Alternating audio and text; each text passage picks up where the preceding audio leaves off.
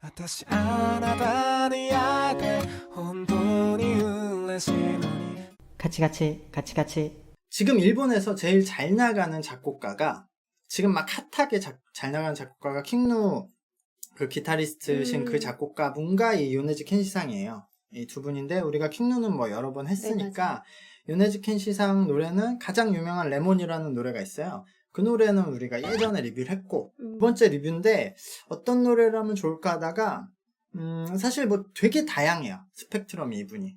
그래서 한 가지 고르긴 힘들었는데 그래도 레몬 다음으로 유명한 노래 일단 해보자 네. 라고 생각해서 골랐고요. 보컬로이드 작곡가 출신이에요.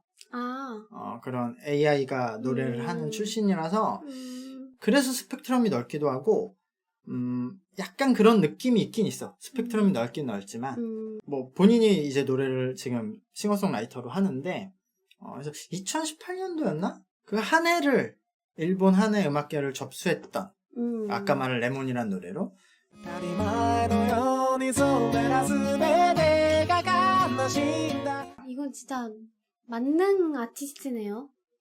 어떻게 이 뮤비도 만들고 그쵸? 안에 스토리도 담고 또 今会いたいくらい幸せな思い出が 일단은 보컬로이드랑 오타이테를 그냥 통합해서 서브컬처 음악이라고 만약에 부른다고 치면 네. 이분들이 대부분 혼자 다 해. 그러니까 여기에서 좀 중요한 컨셉 중에 하나가 노래 본인들이 만들고 노래하고 일러스트레이터, 그림을 그려서 일러스트를 그려서 그걸로 뮤비 만드는 게 보통 딱 기본 세 가지야. 요소.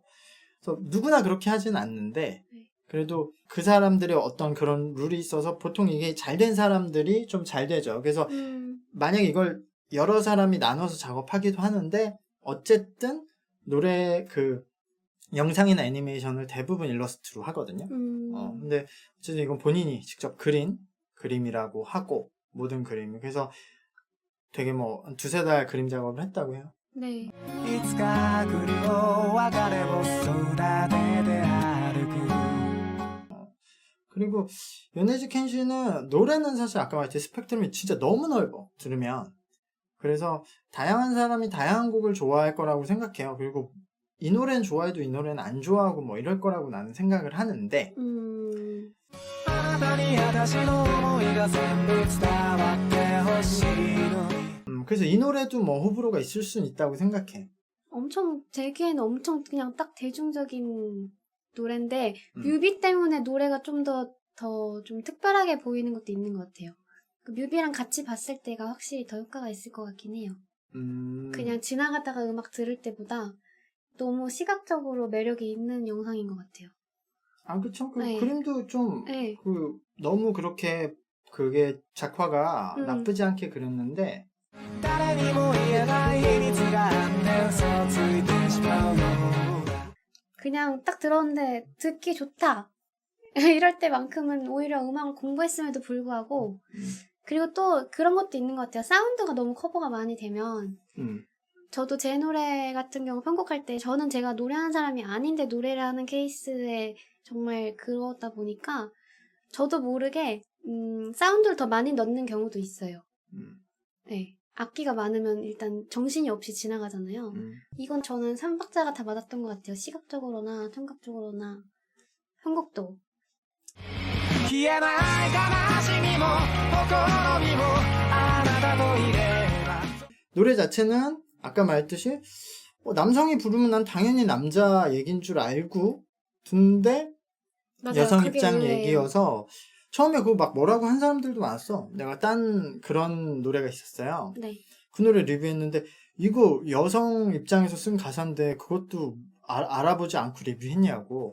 난 그 알아보고 말고 그 상상을 못했지.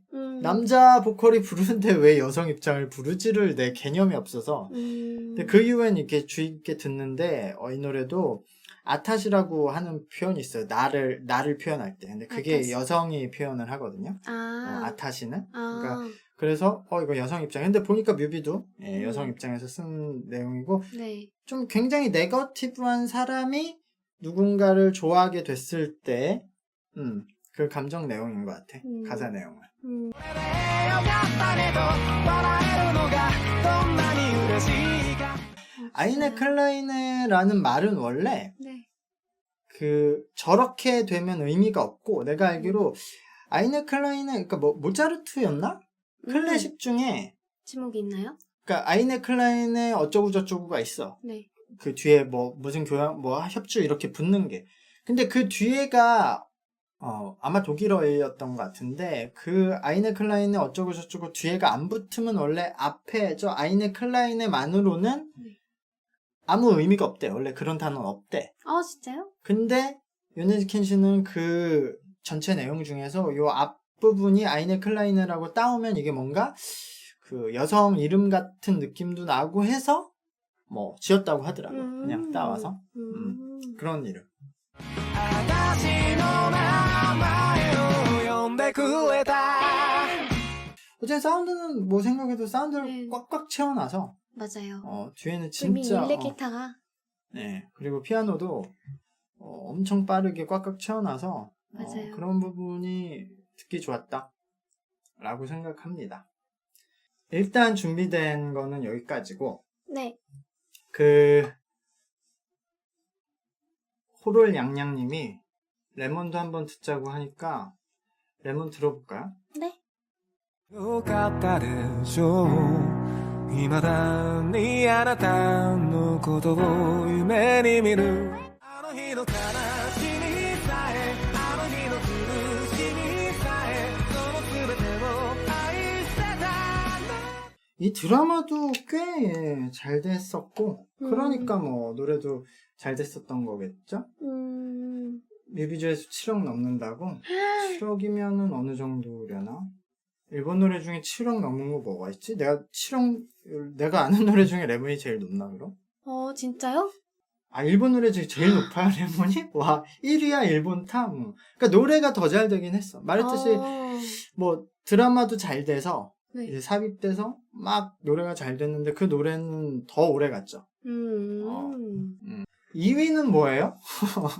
궁금하네. 2위가 그거예요? 근데 오히려 그게 더 그럴 수도 있겠다. 그 해외에서 많이 들으니까. 레몬은 사실상 근데 막 서양에서는 들을 일이 크게 없을 거 아니야. 이 동아시아에서 들을 거 아니에요. 사라지지 않는 슬픔도 허전함도 당신과 있으면 그걸로 됐어 라고 웃을 수 있는 것이 얼마나 기쁜지, 눈앞의 모든 것이 흐려지며 녹아가는 듯한 기적으로 넘쳐 흘러서 부족해. 당신은 나의 이름을 불러주었어. 나도 당신의 이름을 불러도 괜찮을까?